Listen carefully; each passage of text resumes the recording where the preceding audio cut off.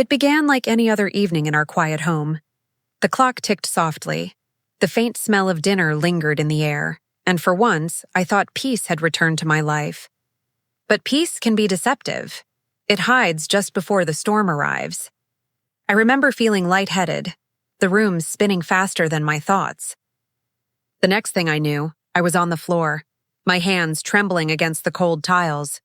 I heard Michael's voice, faint and panicked, calling my name. My son. My only son. When I woke again, it was under the harsh white light of the hospital. Machines hummed beside me and a needle pricked at my arm. My chest felt heavy, not from pain, but from the sight that met me. Michael at the bedside, his eyes full of worry. And beside him, Tanya, my daughter-in-law. Perfect hair, flawless nails, and an expression that could freeze warmth itself. "Mom, you scared us," Michael whispered, holding my hand. His voice trembled with genuine fear. But Tanya's tone, though soft, carried no warmth. "You really shouldn't overwork yourself," she said flatly, glancing at her phone. I managed a weak smile. "I'm fine, dear.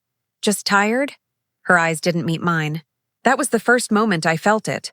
A coldness that didn't belong in family. Hours passed. Michael went out to speak with the doctor, leaving Tanya alone in the room. She sighed impatiently as if sitting there was a chore. I tried to speak, to thank her for coming, but she waved it off. "Just rest," she said, her voice clipped. Michael insisted we stay. It wasn't what she said, it was how she said it. Each word felt like a reminder that my illness was an inconvenience, not a concern. I turned my gaze toward the window, watching the moon's reflection against the glass. My thoughts wandered to the small velvet box tucked safely inside my dresser drawer at home, my wedding necklace. The one my late husband Daniel had given me on our wedding day. It wasn't just gold. It was memory, promise, and love woven together. I often told Tanya its story, hoping she'd treasure it as part of our family one day. But lately, she seemed more interested in its worth than its meaning. As I drifted between sleep and wakefulness, I heard her voice, low, urgent, whispering into her phone. "She won't even notice it's gone," Tanya said. My breath caught. I stayed still, pretending to be asleep. My pulse pounded in my ears. What did she mean? What wouldn't I notice? The door creaked as she stepped out, her perfume lingering behind, sweet but suffocating. I lay there, my mind spinning faster than the machines beside me. A chill spread through my veins that had nothing to do with illness. Something precious, something of mine, was about to disappear. And though my body was weak, my heart had already begun to sense the betrayal waiting for me beyond those hospital walls. The days that followed blurred together in a slow rhythm of beeping machines, nurses' footsteps, and quiet thoughts that never seemed to rest. My body was recovering, but my mind was far from peace. Every time Tanya entered the room, I felt the air grow colder, her perfume too strong, her smile too thin. And every time Michael left to get coffee or speak with a doctor, she'd retreat into her phone, scrolling endlessly, her fingers moving faster than her patience. When sleep wouldn't come, I found myself drifting back to memories, the kind that warm you from within. My wedding day, Daniel's trembling hands as he fastened the golden necklace around my neck. The way his eyes shone when he said, "Grace, this isn't just jewelry, it's our beginning." That necklace wasn't ordinary gold. It carried stories. My mother wore it before me, and her mother before her. Each woman who carried it had known both love and struggle. It was a symbol, a promise that no matter how life twisted us, we'd endure and rise again. I remembered polishing it each year on my anniversary. Daniel would tease me, "You love that thing more than me." And I'd laugh, telling him, "It holds your heart, that's why." After he passed, I kept it close, not as decoration, but as memory. On lonely nights, I'd hold it in my hands and feel as if he were still near. When Michael married Tanya, I'd hoped to pass it on someday, when she'd proven herself ready to protect it, not just wear it. In the beginning, Tanya was sweet, attentive, eager to please. But over time, Her eyes began to linger on the things that glittered. Her compliments about the necklace weren't about its beauty. They were about its value. One afternoon, as sunlight poured into my hospital room, a nurse changed my IV and smiled kindly. "You have a lovely daughter-in-law," she said, trying to make small talk. I returned a polite nod. "She's young," I replied carefully. The nurse chuckled. "She seemed in such a hurry the other day. Left your house with a small jewelry box in hand. I hope it wasn't something important." Her words struck like a sudden gust of cold air. I froze. "A jewelry box?" I asked, forcing my voice to stay calm.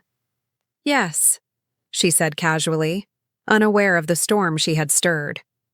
"I saw her get into a cab while your son helped you inside." I smiled faintly, masking the tremor in my chest. "Oh, must have been something of hers." But deep down, a sinking feeling took root. The nurse's words replayed again and again, each repetition cutting deeper. My mind went to the velvet box in my dresser, the one I had opened countless times to remind myself of Daniel's love.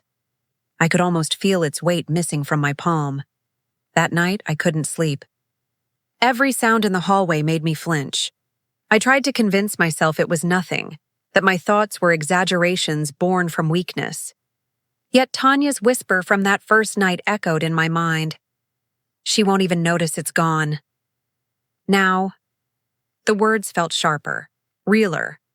I stared at the ceiling, tears pooling in my eyes, whispering Daniel's name like a prayer. "If only you were here, you'd tell me what to do." Somewhere in my heart, I already knew what had happened. I just didn't want to believe it. Not yet, because believing it meant accepting that betrayal had entered my home, and it wore the smile of someone I once called family.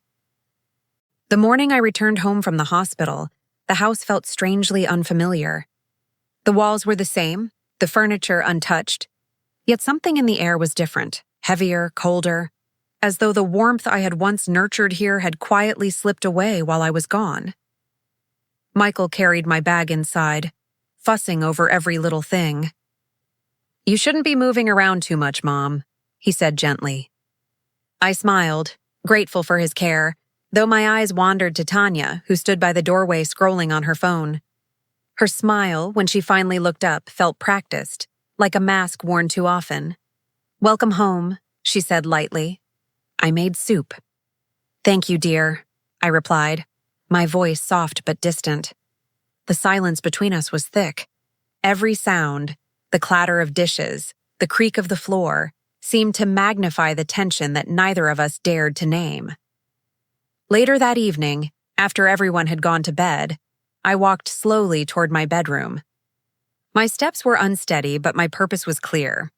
My fingers trembled as I opened the drawer of my dressing table, where my wedding necklace always rested inside its velvet box.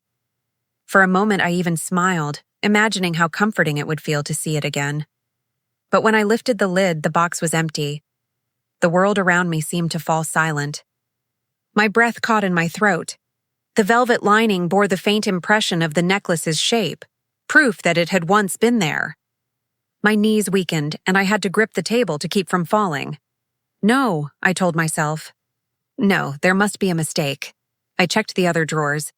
The jewelry case, even the linen cabinet, though I knew it was foolish. Nothing. The necklace, Daniel's last gift, my mother's legacy, was gone. My heart pounded as I made my way to Michael and Tanya's room. I hesitated outside the door, hearing them murmuring softly. I knocked gently. Tanya opened the door, irritation flickering across her face before she could hide it. "Yes, Mom?" she said, her tone clipped. "I'm sorry to bother you this late," I whispered, "but my wedding necklace. It's missing. Have you seen it?" She blinked, then let out a short laugh. "Your necklace?" "No, I haven't touched it. Maybe you misplaced it?" "I've kept it in the same drawer for years," I said quietly. "It doesn't just disappear." Tanya crossed her arms. "Well, I don't know what to tell you. I've been busy taking care of you, remember?" Michael appeared behind her, rubbing his eyes. "Mom, please, you've been through a lot. Let's not stress about this right now. We'll find it tomorrow." I looked at him, my son, the one I had raised with truth and tenderness. But his eyes avoided mine, and that avoidance hurt more than words ever could. "Of course," I said softly, forcing a smile. "Tomorrow." When I returned to my room, the clock struck midnight. I sat on the edge of the bed, my mind swirling with unease. Every moment Tanya had brushed past me, every glance, every half-hearted smile, it all came rushing back. I remembered her whisper in the hospital. "She won't even notice it's gone." A tremor ran through me. I needed to know the truth. My fingers, still trembling, reached for the laptop on my bedside table. I opened the browser and typed in the name of a local pawn shop, a small one I'd once driven past with Daniel. My heart thudded as the page loaded. I scrolled through the newly listed items, and there it was. My necklace. My gold, my memories, now displayed under bright white lights on a screen, stripped of sentiment, reduced to a price tag. The description beneath it read, "Antique gold wedding necklace. Seller, Tanya M." For a moment, I couldn't breathe. My vision blurred as tears welled up, blinding the glow of the screen. I pressed my palm to my mouth to stop the sobs from escaping. She had done it. She had truly done it. The walls of my room felt smaller, the silence louder. I had trusted her. I had welcomed her as my own daughter. And in return, she had stolen the one thing that held my heart's history. Outside, the night wind howled through the trees, as if echoing my grief. But beneath the sorrow, something new stirred within me, something sharp and resolute. They thought I was weak, fragile, helpless. But they were wrong. I wiped my tears and closed the laptop slowly, my trembling replaced by quiet determination. This wasn't over. Not yet, because sometimes the softest hearts find their strength only after they've been broken. The morning sun filtered through the curtains, soft and golden, but it brought no warmth. My home, once filled with laughter and tea-scented mornings, now felt like a stranger's house.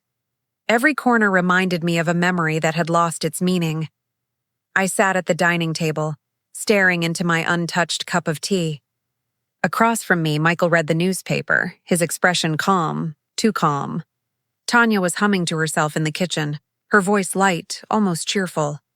I wondered how someone could sing so easily after betraying trust so sacred. I wanted to scream, to ask her why, to ask him how he couldn't see.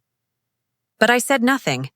Instead, I watched the small movements of their morning, the way she poured juice, the way he smiled faintly at her.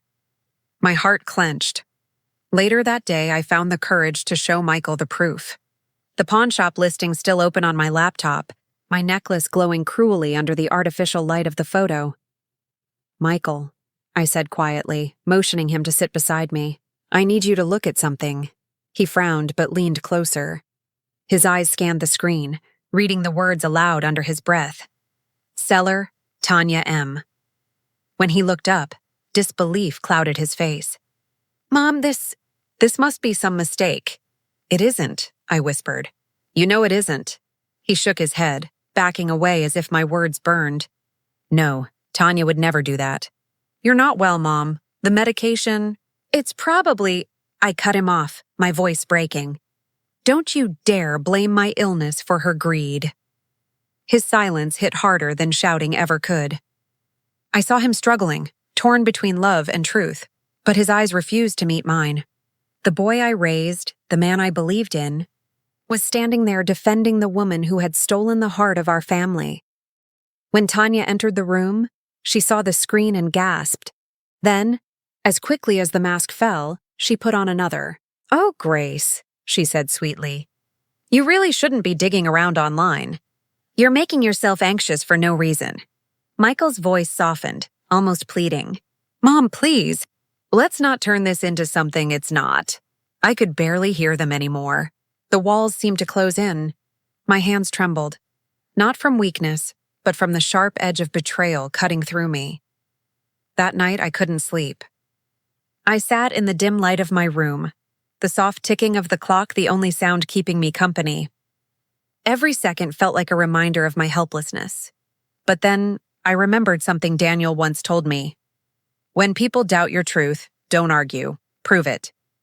And so I began to watch, to listen, to wait. Over the next few days, Tanya grew careless. I saw her hide receipts in the trash, whisper into her phone, and lock the study door whenever Michael wasn't home.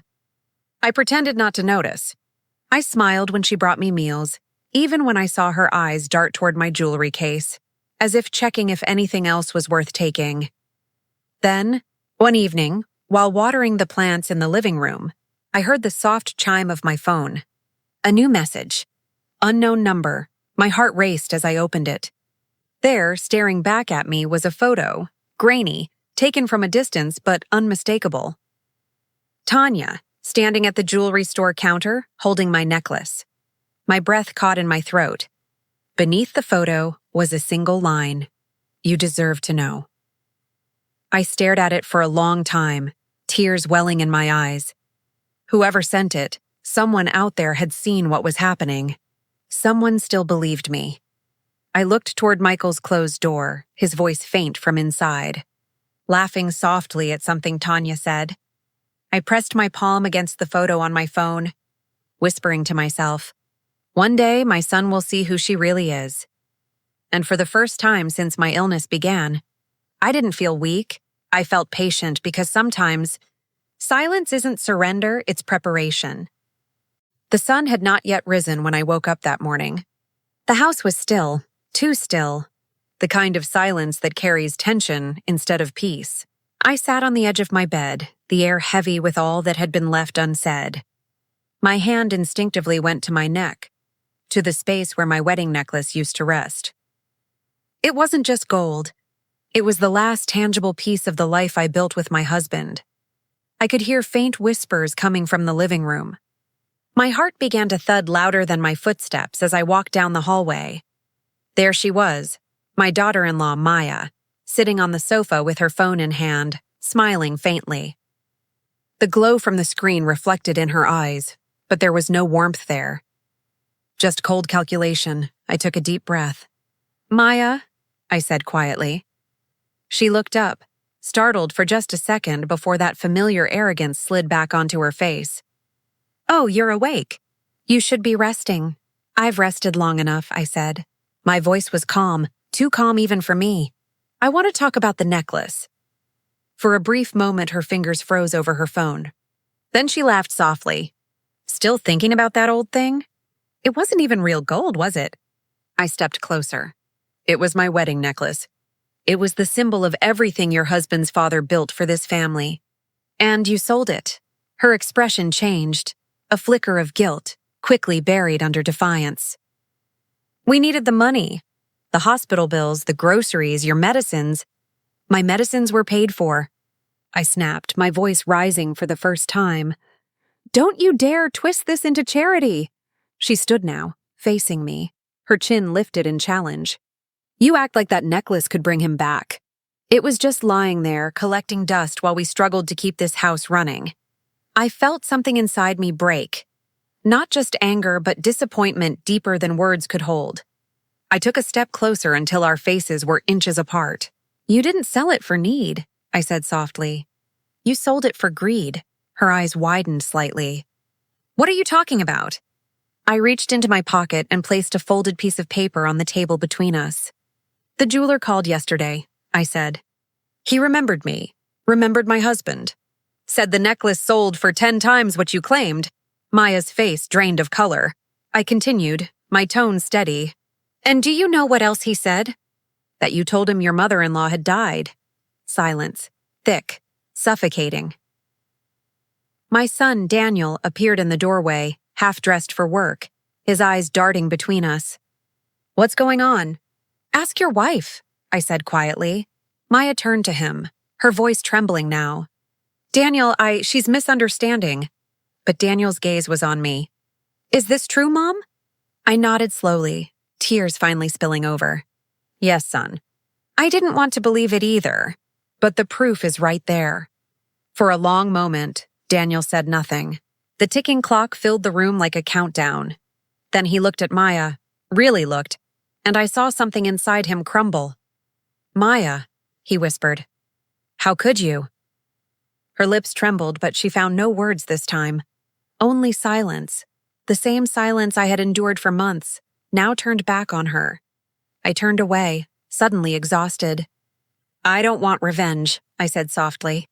"I just want the truth to stop hiding." Daniel reached out as if to comfort me, but I stepped back. "No, son. This is between you and your choices now. Outside, the first light of dawn crept through the curtains, painting the room in pale gold, the color of the necklace that was gone. I stood by the window, watching the light rise, and whispered to myself, some things can be stolen, but dignity never is. Behind me, I heard Daniel's quiet voice, broken, remorseful. "I'll make this right, Mom, I promise." I didn't turn around. I simply nodded, my eyes still on the sunrise, the symbol of endings and beginnings all at once. But deep down, I knew this wasn't over, because when gold vanishes, it's not the metal that hurts, it's the trust it carried. And trust, once shattered, leaves a silence no dawn can heal. The morning after that confrontation felt colder than any winter I'd known. The air inside the house carried a stillness that wasn't peace. It was the quiet that comes after a storm, when everything looks the same yet nothing truly is. Daniel hadn't spoken to Maya all night. I heard the muffled sound of their voices behind their closed door. Low, angry, full of the words I had once been too afraid to say. Now I simply sat in the kitchen, stirring my tea long after it had gone cold, staring at the sunlight crawling across the tiled floor. When Daniel finally emerged, his face looked older, heavier. "Mom," he said softly, pulling out a chair. "You were right," I didn't reply. "Sometimes silence is the only answer left when truth has already spoken," he continued, voice trembling. "She admitted everything. The necklace, the lies, even pretending you were gone so she could sell it faster. She said she didn't mean to hurt you, that she just felt trapped. But I don't know what to believe anymore." I looked at him, my heart torn between pity and pain. "Son," I whispered, "sometimes people who feel trapped choose the easiest escape, even if it means burning the hands that once fed them." He bowed his head. "I'm sorry, Mom. I should have protected you." I reached across the table and touched his hand. "You can't protect someone who's already decided to betray, but you can still choose what kind of man you'll be after." Outside, a car door slammed. Maya's friend, her confidant, the one who'd helped her manage finances. She stepped out holding a small velvet pouch in her hand. Daniel stiffened. "What is she doing here?" The doorbell rang. When Maya appeared moments later, she looked different. No makeup, no arrogance, just exhaustion. She walked toward me slowly, holding that same velvet pouch. "This is what's left," she said quietly. Her eyes didn't meet mine. "I couldn't get it back, but I bought this with the money. It's not the same necklace, but..." I stopped her with a raised hand. "No, Maya, you can't replace memories with metal. The necklace was never about gold. It was about my husband's promise, about the life we built."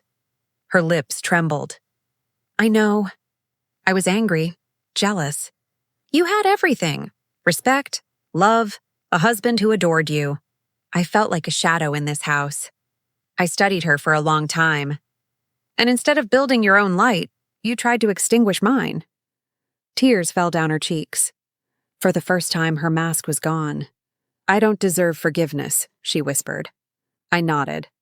"You're right. You don't, not yet. Forgiveness isn't a gift.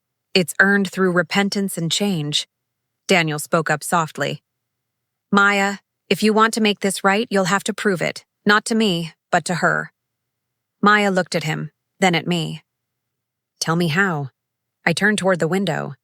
The garden outside was glowing under the full light of day. The same garden where my husband had once tied that necklace around my neck after our wedding. I could almost hear his laughter in the rustling leaves. "Sell your pride," I said finally. "Not your jewelry. Start where you broke this family, with honesty." She nodded slowly. her tears falling freely now.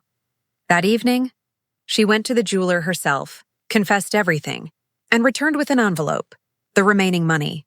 She placed it on the table in front of me. "This doesn't fix what I did," she said, voice shaking. "But I want you to decide what happens next." I opened the envelope and stared at the bills inside, meaningless paper compared to what had been lost. But as I looked at her trembling hands, I saw something fragile returning. Remorse. I pushed the envelope back toward her. "Use this to rebuild what you broke, not for me, but for your own soul." Maya burst into tears, falling to her knees. "I'm sorry," she whispered over and over. I stood and placed my hand gently on her head. "Don't be sorry. Be different." For the first time in a long while, the sunlight in that house didn't feel harsh. It felt cleansing. Later that night, as I sat by the window watching the stars rise, Daniel came to sit beside me. "Do you think things will ever be the same?" he asked quietly. I smiled faintly. "No, son. But sometimes, that's the blessing." He looked at me, confused. "Because when truth finally comes into the light," I said softly, "it doesn't heal what was. It shows us what can still be." The room fell silent again. But this time, it wasn't the silence of pain. It was the peace that comes after truth, fragile but real. And as the night deepened, I whispered to the memory of my husband, "Your gold is gone, but your legacy still shines." The days that followed carried an unfamiliar calm, the kind that feels like the quiet surface of a lake after a storm. But beneath that calm, the ripples of truth were still spreading. I had spent so many nights in silence, learning that sometimes justice doesn't come from rage. It comes from patience. And patience, as I had learned, is a kind of power. One morning, I received a call that would change everything. "Mrs. Grace," the voice said politely, "we found something you might want to see." It was from the pawn shop owner, the same man who had once shaken his head, telling me my necklace was gone forever. When I arrived, he led me to the back of the shop. On the table lay a small velvet box, dusty, aged, but familiar. My breath caught. He opened it slowly. Inside, wrapped in a thin paper, was a note, my late husband's handwriting, trembling but clear. "If this necklace ever leaves your hands, it will only be because you are meant to find something greater, your strength." I felt tears rise, but they were not of sorrow. They were of recognition, of the truth I had forgotten. The necklace itself was still gone, sold and lost to strangers. But this note, this was the real inheritance. My husband had left me not gold, but a message, one that arrived exactly when I needed it most. When I returned home, I found Daniel waiting on the porch. He looked tired but lighter somehow. "Maya went to the lawyer," he said. "She wants to make a statement. Confess to everything." I looked at him quietly. "Is that her decision or yours?" He sighed. "Both. She said she wants our son to grow up seeing truth, not lies." For the first time, I believed her. Maybe because I'd seen the same desperation in my own reflection once. The wish to undo what couldn't be undone. The following week, we went to meet my lawyer, an old friend of my husband's. His name was Robert, and his eyes softened when he saw me. "Grace," he said warmly, "I've been waiting for you to come to your senses and fight back." I smiled faintly. "I'm not fighting, Robert. I'm reclaiming." We worked together quietly for days, collecting records, pawn receipts, the confession, even Maya's written statement. Each document was a piece of the truth stitched back together.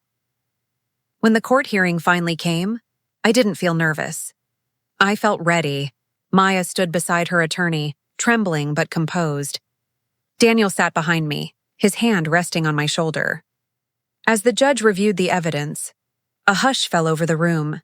The moment felt surreal, like watching years of silence finally learn to speak. Maya's voice broke when she confessed, "I stole the necklace. I sold it. I lied to my mother-in-law. And I am ready to make amends in whatever way this court decides." Her tears were not performance anymore. They were real. The judge nodded, then turned to me. Mrs. Grace, would you like to make a statement? I stood slowly. The courtroom light caught the silver strands in my hair. I came here not to ruin anyone, I said softly, but to remind us all that honesty still matters. That love without respect is not love at all. The gold she sold was not wealth. It was memory. And I only ask for the right to keep what cannot be replaced, my dignity. There was silence. Even the air seemed to pause. The ruling came swiftly. The jewelry sale was declared fraudulent, and my rights were restored. But more than that, Maya's confession became public record. Truth, once hidden in whispers, now stood tall in daylight. As we left the courthouse, Daniel walked beside me quietly. You didn't have to forgive her, you know, he said softly. I smiled faintly. I didn't forgive her for her sake. I forgave her for mine. Anger burns, Daniel. Forgiveness. It heals. He nodded, eyes glistening. Dad would be proud of you. I looked up at the sky. I think he already knows. That evening back home, I placed the letter, my husband's final words, inside a small glass frame. Beside it, I put a simple gold chain Maya had gifted me as a gesture of apology. It wasn't the heirloom, but somehow it carried its spirit. Maya began visiting again, slowly, carefully. She brought food, helped in the garden, and spoke with humility instead of pride. I didn't embrace her right away. Some wounds need time to remember they can close. But one day, as the sun set, she came to me with my grandson in her arms. Grandma, the little boy said, reaching out. Mom says this garden used to be Grandpa's favorite place. I smiled, taking his tiny hand. It still is, my dear. He just watches from the other side now. Maya's eyes filled with tears. Thank you, she whispered. I touched her cheek gently. Don't thank me. Just live differently. That night, as I sat by the window, I felt the same calm wind that had once carried my husband's laughter through this house. The pain, the betrayal, the silence. They had all led to this. Truth in the open, hearts rebuilt from ashes. And as I closed my eyes, I whispered to the night, some gold shines brighter after being burned, and a mother's heart, when broken and mended, becomes the strongest jewel of all. The house felt different now. Not louder, not busier, just warmer. For years it had echoed with silence, the kind that weighs on your chest. But lately the walls carried softer sounds, my grandson's laughter, the rustle of leaves through open windows, the hum of life returning. I often sat by the window with a cup of tea, watching the garden bloom again. It was my husband's garden once, his pride, his peace. He used to say flowers are proof that time knows how to heal, if only we let it. Maybe he was right. Maya came by every Sunday now. Not out of obligation, out of choice. She'd bring her son, little Aaron, who would run to me the moment he saw the porch. Grandma, he'd shout, his voice a melody I never thought I'd hear again. Daniel was different too. The guilt he once carried had turned into quiet devotion. He fixed the broken fence, painted the walls, cooked breakfast with me on weekends. He was no longer the man who looked away when I was in pain. He was my son again. One morning, as we sat together at the breakfast table, Daniel handed me a small velvet pouch. Mom, he said gently, open it. Inside lay a necklace. Not the same one, but a perfect replica. The same design, the same golden hue, crafted with care. I looked up at him, my eyes stinging.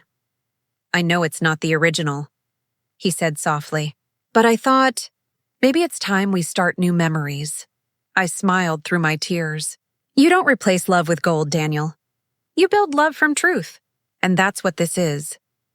For a long moment, we just sat there, the morning light touching our faces, turning everything golden. Later that afternoon, I found Maya in the garden, watering the roses.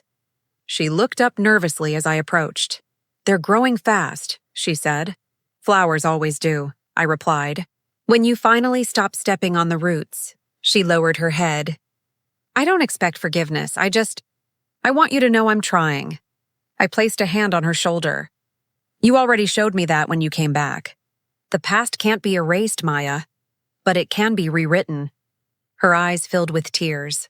I'll make sure Aaron grows up knowing who you are. Not just his grandmother, but the woman who taught him what strength looks like. That night, I took out my husband's letter again. The paper had grown softer with time, but the words were eternal. Your strength will be your true inheritance. I finally understood. He didn't mean strength in anger or pride. He meant in love, in forgiveness, in surviving without bitterness. Before bed, I stood before the mirror and clasped Daniel's new necklace around my neck. The gold caught the light and shimmered softly as if it were alive. It wasn't the one I'd lost, but somehow it carried everything I'd gained. I walked to the window, the moon hanging low over the garden. The roses glowed faintly under its light, red, white, and gold. I thought of the years that had passed, the laughter, the betrayal, the pain, the reckoning. Every moment had carved me into the woman I was now. Not broken, not bitter, whole. In the distance, I could hear Maya humming a lullaby to Aaron. Daniel was locking the front gate, his silhouette strong against the night.